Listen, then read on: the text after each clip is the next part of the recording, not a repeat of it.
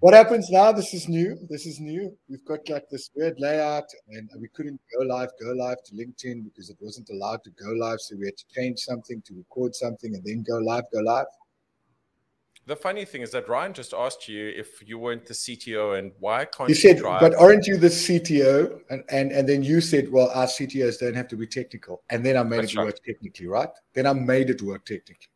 Look, we like Ryan. You know, my tenure with Ryan was tumultuous. What's that name? Tumultuous? What?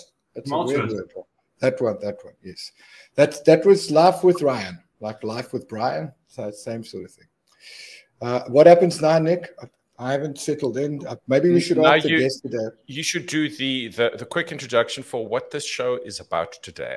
It's not about that. So not the jingle, right? Not the jingle. No, quick intro. What are we doing here?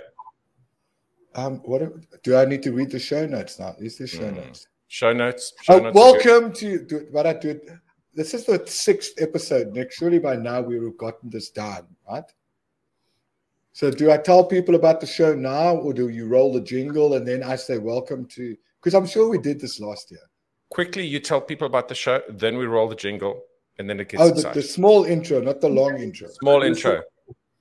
Ryan, what are we doing today on SCI Fridays? What is it? So I had hold on. Yeah. I can see the show notes. Cybersecurity. Must I read that line, Nick? Where it says I don't see notes. Okay. Can you read that, Nick? You read that one and I'll do the bigger one. Cybersecurity. Everyone is moving into that. But what does it even mean? Okay. Roll the jingle. Must I roll the jingle?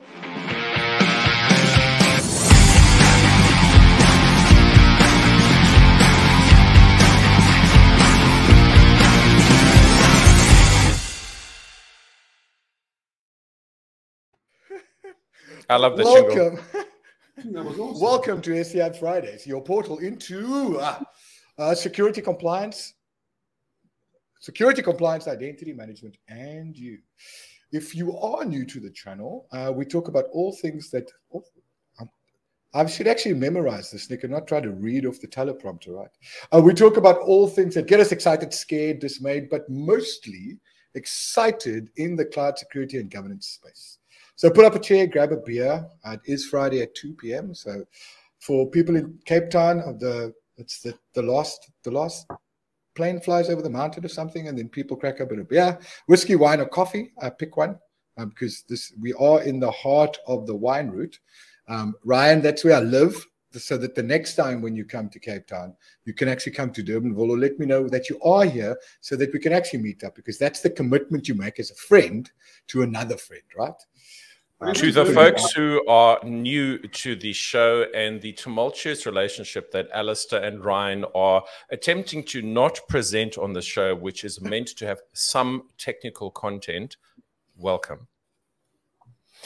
Why don't we do a defining Satya statement, since we like Satya, and the statement that we have today, which actually I'd like you to unpack a little bit for us, Alistair, which is culture eats strategy for breakfast.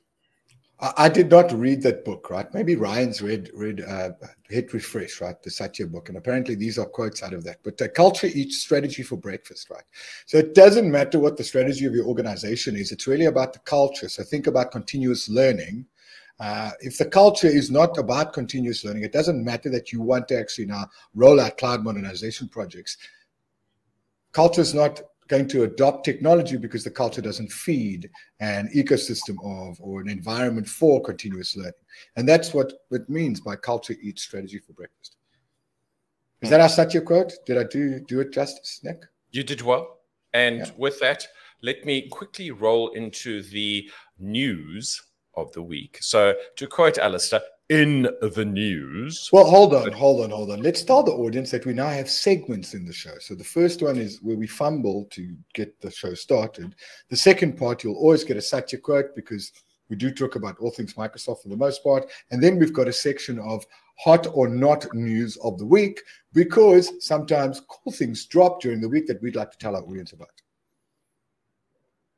Now you can talk about the news, Nick. And in the news. In the news. That's a trademark. It's a trademark. Two Guys in Shepherd part. I can't use it yet. It's a copyright infringement. We're going to be demonetized on LinkedIn because we used it. I'm going to take you off the screen for a little bit so I can share the news. So what I've got on the screen at the moment, and let me just make that a little bigger, is the Microsoft 365 Zero Trust Deployment Plan. Now, this was shared this week by one of my favorite writers, a lady known as Brenda Carter. She is a principal technical writer at Microsoft. If you are on LinkedIn, and you should be, you should follow her. She drops a lot of really useful technical content that her team creates. So what we have is we have the Microsoft 365 Zero Trust Deployment Plan. And very quickly, what it gives us is a Zero Trust security architecture, which takes us through the various pillars, starting with identities and ending off in data, and takes us through how do we actually do this in a step-by-step format. So the URL we will share as part of the show notes. And with that, let me hand back to my intrepid co-presenter. Did you just commit to adding show notes to this feed, Nick? Yes. Okay. All right. You've taken ownership of that. Well, anyhow, the reason why we have these shows is because we like to get industry experts onto the panel to discuss things that are pertinent to them. So welcome, Ryan. I can never pronounce your surname. It's Kho. Is it Kho? Like Kho? How do we do it? Because the O's have got those two things on top, right? The little dots. Just refer to me as Ryan. But when you said industry expert, who else is on the call here? Because, yeah, to say you're calling upon industry experts, I just like to say I'm in the industry. Okay. And yeah, I'm very much in progress. After being featured on the show, people are going to think you're an expert. So let's go with that. You leveled up now, being a guest. Yeah. So Ryan, just tell us a little bit about who you are, what you do. I know that cybersecurity is a passion of yours, and that's why we believe in the passion feeds expertise, right? So just a little bit of intro, a 2-minute bio of what you do, and then we'll jump straight into cybersecurity and you, because that's really the topic of today's show. Apart from the boring stuff like work and things, I spend a bit of time outside. I like to watch a bit of footy. The boring, like, must I show you my CV? I mean, I can always send you off. Tell us. Remember, there's a topic, and the show's about security, compliance, and identity, and we've got you on the show to fit one of those 3 buckets. So name, surname, job title, who you work for, if you're allowed to tell us. Okay. And then maybe star sign. So my name is Ryan Köhn. That's the way I like to pronounce it. I don't know if it's correctly pronounced. I work for a company called Darktrace. It's a really cool name. That's what appealed to me at first when joining them. And they are, according to, for the most part, the world's leading AI company for cybersecurity. And I've been with them for a couple of months now. Very familiar with them prior to my time at Darktrace. I used to work for a partner. And we do all things AI in cybersecurity. That's pretty much the precipice of what we do at Darktrace. And my role is the cybersecurity account executive, which is a long-ass title, but it's just pretty much... Do we beep? Is ass an allowed word? I'm sure DJ Fresh got into trouble for saying that on 5FM, and then they fired him, right? It depends on the sponsors, but yeah, probably, yeah. So we can beep that out if I did say that. And yeah, I've been in the cybersecurity realm for about 3 to 4 years. Apart from that, I worked at your previous company, L, for 6 months. We used to co-team on a lot of client engagements. You taught me a lot about beards and also a little bit about tech. And yeah, I recall, sorry, Nick, it's probably a bit of a tough topic for you. But you taught me a little bit about networking and how to try and pass AZ900, which I didn't try, fortunately, because that escapes me from the embarrassment of saying I failed. But I just love tech. I think that's what resonates with me and you, Al.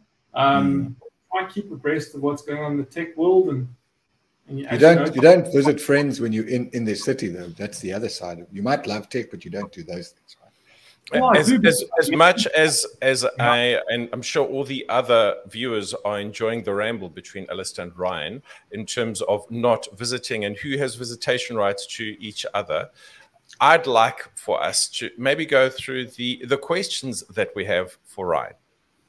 So the topic is cybersecurity, right?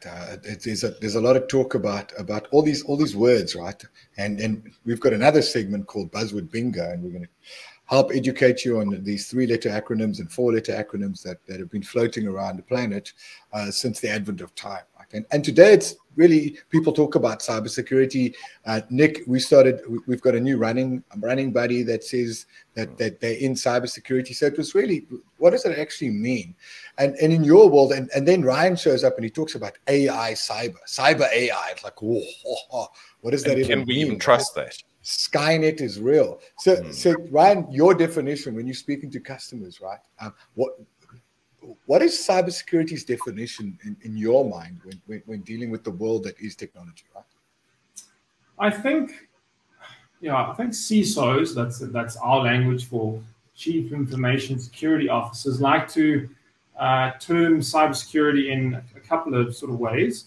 But the way I like to summarize it is as the combination of people, processes, and technology within an organization, how they conduct their processes and what people are being employed to secure your network, as well as the technology they use to secure your digital assets. So it's a combination of those 3 pillars: people, processes, and technology, and protecting your digital information. That's effectively the modus operandi of what cybersecurity wants to achieve. So would it be safe to say that all things rolled up into making sure that you're protected is cybersecurity? Is that a fair assumption? Yeah, I'd like to. Yeah, certainly. What's digital protection? Let's start a new phrase, right? Digital protection, also previously known as cybersecurity, right? We can call that, right? Digital protection. Digital protection sounds an awful lot like, wouldn't it be a shame if you lost your data, Al? And if you put a crisp 200 Rand note under my keyboard every Monday morning, maybe that wouldn't happen. This is what I have to deal with every day of my life, right? Speaking about it, that's a great segue. That worked out quite well. Take us through a typical day in the life of Ryan, like Life of Brian, right? A Monty Python skit. So what sort of conversations, are you having with your customers? What does that world look like? What's hot? What's not? What's trending in your world, really? I think it's quite, it's an exciting topic, firstly, cybersecurity, as much as when I got into it a couple of years ago, I was like, I thought it was, because I ventured from cloud to jumping to cyber in a few months around about 3 years ago. And I literally I wasn't looking forward to it because I was so excited about tech and infrastructure and getting that whole narrative, getting my whole head around infrastructure. And then our business at the time pivoted to cyber to, I suppose, be relevant because there was a whole bunch of other big tech companies that were, I suppose, just better at cloud than we were at the time. I remember just sitting on the chains wondering, like, where to from here? Should I jump ship? Should I join another firm that's still relevant, or should I take initiative and get excited about cyber? And yeah, since 3 years on, now I'm in a company that does AI and cyber, which is pretty damn cool. We love those acronyms. But in terms of my day-to-day, because I work for a vendor, I suppose it's training partners, for example, because I've got a channel distribution business in Africa specifically, getting them skilled up, getting them exposing our technology to their customers. That's a big part of my day. Talking to anyone in security, pretty much, around their concerns, even board level, because board level members are now getting, I suppose, affiliated with cyber because one of their competitors might have been breached, and all of a sudden they're like, what does that even mean? So yeah, I venture into multitude of conversations with C-level to board to high-level people that don't understand cyber, and getting them excited about our tech, but more importantly, getting them interested in the industry. And yeah, I work with a whole bunch of cool people, and we do some really fun stuff as well that isn't necessarily, just strictly work related. But yeah, that's pretty much me in a nutshell. I'm talking to people like you about tech. I'd love to do that as well. So if customers had to start somewhere, what would you say if a customer came up to you and said, listen, we need security, where do we start? What are your top tips for customers who want to, who've never looked at cybersecurity, who still believe that perimeter networks are a thing? So bricks and mortar, I can walk into a building, I pull a network cable out of the back of the server, and now I'm protected, and they want to move to the cloud, and all of a sudden, where do they start? Give us your top 3 cybersecurity tips that if a customer had to ask you this question, where do they start? Where should they start on their journey? Right? I think if I just speak about my own journey, first and foremost, get skilled up on what the topic means. Do your traditional Udemy stuff, go on Cybrary, understand networking 101. I'm not a technical person. I get it for the most part. Understand what the problem is, and then maybe apply to your business.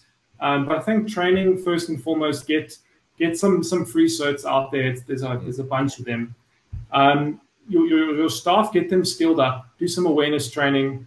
That's a constantly moving target as well. So as new people come in, make sure they are aware of cyber risk, where they're coming from, and just get them skilled up on some awareness training. I've been involved in that a bit as well. There's some really cool initiatives some vendors are doing around training. I believe like gamification is becoming a thing, like getting a receptionist who doesn't know how to type a letter or something in Word, for example, doesn't even know how to boot a PC, can conduct these awareness training initiatives amongst all these different types of vendors. They make it fun. They make you click on a link and something happens, and they're not necessarily... Well, you don't want them to click on a link, right? I mean, I don't click the link. We tell everyone don't click the link, right? Yeah, no, fair enough. But I suppose get them to just get equipped for what's out there. And then I think just in a place, I suppose in a point in time, conduct an assessment. There's professionals out there. There's some really fancy people like ethical hackers who do like pen tests, for example. But what they do is give you an idea of where your vulnerabilities lie as an organization. So like I was watching like Mr. Robot the other day, and you just hear about pen testers all day, every day, and like blue teaming and red teaming and all these sorts of terminology.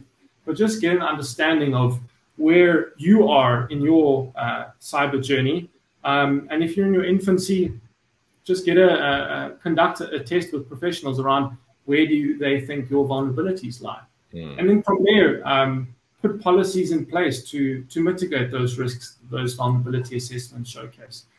And then I suppose, is that 3, right? Yeah, that's 3. Yeah, I've got a whole lot of the tangent about, more advanced stuff. But I think those 3 things are what I would do as a CISO. So to recap, educate, get some understanding, core level understanding, a foundational understanding of what cybersecurity means in your world. Assess, get experts in to come have a look at your security posture, to give you a view into what your world looks like. We used to talk about as is to be, identify the gap and then close the gap. So then remediate, right, based on the assessment, so that you can, and it's ever evolving, right? So educate, assess, and then remediate, right? Is that right? Can I quote you on that? Educate, assess, remediate. I like it. I didn't realize it was that. What is that? So, educate, assess, remediate, right? Because I feel like there's an acronym coming out of that. We're the guys that listen to your needs, right? We listen to you as a customer. Boom, mic drop. No, I'd say that's probably a good place to start.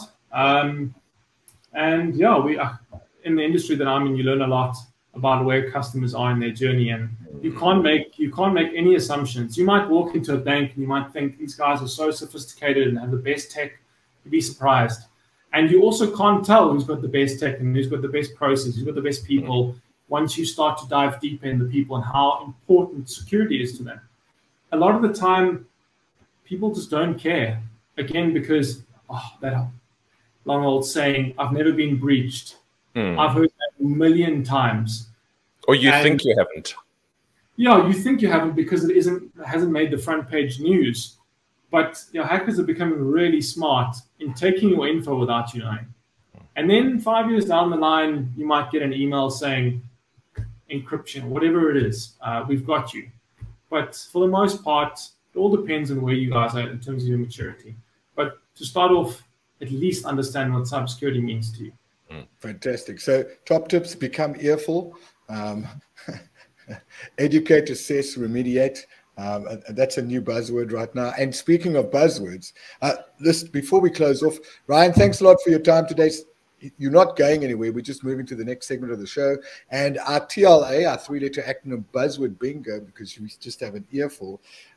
What is it today, Nick? It is SOAR. It's SOAR. Actually a four-letter acronym. Is it a four-letter acronym? FLA, not TLA. Okay. And it's SOAR. And SOAR refers to security, orchestration, automation, and response. So it's not a Katy Perry song. Was it a Katy Perry song? Oh, what is a song? Huh? I'm playing the song in my head, and no, it was Raw. It was Raw, not SOAR. Raw was Katy Perry, not SOAR, right? And it's not something right. an Eagle does, right? Before people get confused with it. So talk to us about SOAR, Nick. So SOARs are kind of related to SIEMs. And you can't say SIEM because that's next week's TLA, right? Or yes. FLA. So to understand what SIEMs are, come visit us next week, or watch 2 weeks ago when we spoke to ML about what a SIEM is. So what SOARs allow us to do is collect inputs from various different systems and do something with them. So we're looking at, I have orchestration, I have data that is collected, something needs to happen to that, and then somehow I need to respond to that. And ideally, that's an automated system, which is why it's a TLA. It refers to a system. And together, that gives me an orchestrated model around the security strategy that we have built. So where Ryan was talking about how do we get started, SOAR would be the manifestation of a very mature view on how do I automate some of my security. As a practical example, we could look at a senior member of staff gets phished, and SOAR would automatically send an alert to someone at the help desk, disable the senior person's account as an example, or just pause things until the alert is cleared up. And that's one of the wonderful examples that ML gave us a couple of shows ago. Back to you, Alistair. Oh, is it back to me? All right. I'm just trying to find the last of the show notes for the end part of the show. Well, thanks everyone for watching. Ryan Köhn, and I use one of my twins' name is Connor, and we call him Köhn. Köhn. So I completely understand how to say your surname right now. Ryan, it's always good to see you. It's always good to have this eager banter between us. Thank you very much for spending time with us today. And if you like the show, well, we don't have, this is not YouTube, right? So there's no share link. Well, you can share it, right? You can like it, but they can't subscribe because it's allowed. That's right. Anyhow, share, like, subscribe. We every Friday at 2 p.m. And if you need to get hold of me, I'm at Alistair Pugin. You can't see it on the screen. We actually need to make those little banners smaller. Nick, how do people get hold of you on the interwebs? There we go. How Through the magic of technology, I've just increased the size of my views. I am at Nicholas Blank, which is over there, which I'm pointing to rather accurately. No one can get hold of Ryan. He wishes to be anonymous, right? On the internet. I'm at Blank. Yeah, he's at Blank. Yeah. Actually, Blank is me, and we're not related. Just anybody's asking. Indeed. And you can catch the next episode of SCI Fridays on Friday the 21st at 2 p.m. Tune in every Friday at 2 p.m. You're guaranteed to at least see myself and Nick on the show. All right, and that's a wrap. Thank you, everyone. Ciao. Cheers.